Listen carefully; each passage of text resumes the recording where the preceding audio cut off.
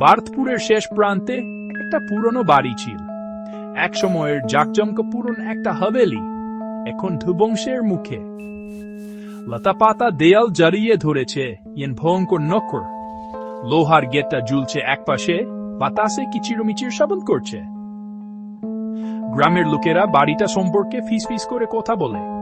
তারা বলে বাড়িটা ভূতে পূর্ণ। গ্রামবাসীরা গল্প বলে। তারা রাতের বেলা অদ্ভুত শব্দের কথা বলে, চিকার, কান্না, বাতাসে ফিসফিস করে কথা বলা। কেউ কেউ জানালার আলো দেখেছে বলে দাবি করে, ঝিলিমিলি ভুতুরে আলো। কেউ বাড়ির কাছে এতে সাহস করে না। একদিন গেটের সামনে একটা অদ্ভুত খুঁটি দেখা গেল। খুঁটিটা কালো কাঠের বানানো, গিংটো বাক্কা। কেউ জানে না এটা কিভাবে সেখানে এল।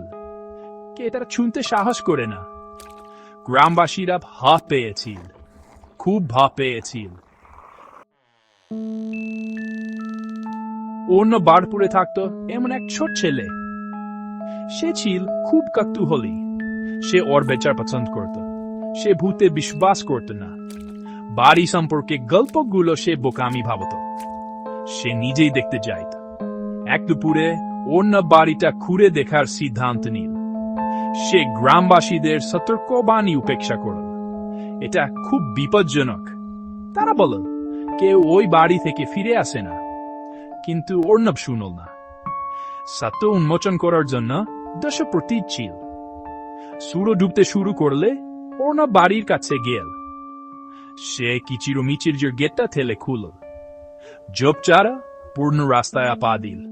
তার মেরুদণ্ড দিয়ে একটা শীতল স্পর্শ বয়ে গেল।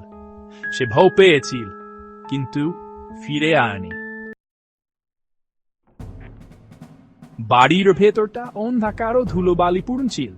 ছাদ থেকে খেমাকড় সার জাল ঝুলছিলেন ভুতুড়ে পর্দা। বাতাসে চাগন্দে উড়েছিল। অন্যবকে আসল। সে নিজের বাসের শব্দ শুনতে পেল। অন্যব ধীরে ধীরে বাড়ির মধ্যে হাঁটল। সে খালি গোলগুলোর দিকে তাকাল। চোখের কোণে ছায়া কিছু ডজেডা করছে মনে হল। তার মুখে ঠান্ডা বাতাস শুন মনে হল কেউ তাকে দেখছে।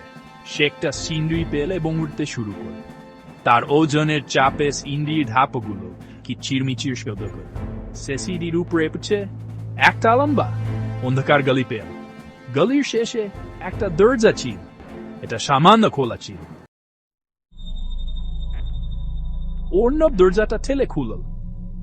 সে হাঁপিয়ে উঠল। থরটা একটা বিশাল বেজমেন্ট ছিল। থরের মাঝখানে একটা আয়না ছিল। এটা পুরনো ও মলিন ছিল, কিন্তু সে তার প্রতিচ্ছবি দেখতে পেল। আর কিছু একটা। তার প্রতিচ্ছবির পিছনে সে একজন বৌদ্ধ মহিলার ছবি দেখল। আয়নার মধ্যে মহিলা হাসল। সে হাত বাড়িয়াল, তার আঙ্গুলগুলো লম্বা ও হাড় ছিল। কাছে এসো অর্ণব, সে ফিসফিস করে বলল। তার কণ্ঠস্বর এন সব দিক থেকে একসাথে আসছে। ভয় পেও না। অর্ণব আয়নার প্রতি আকর্ষিত হল। সে নড়তে পারল না। সে কথা বলতে পারল না। সে শুধু দেখতে পারল এ আয়নার মতকে মহিলা কাছে আসছে। তার মুখ পুরনো ও জুড়িপূর্ণ। তার চোখ অদ্ভুত আলোয় বল করছে।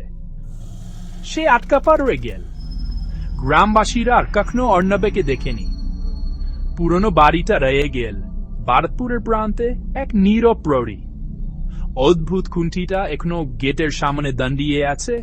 যারা কাছে এতে সাহস করে তাদের জন্য একটা সতর্কবাণী। বাড়িটা ভুতুড়ে ছিল, আর অর্ণব চলে গেল।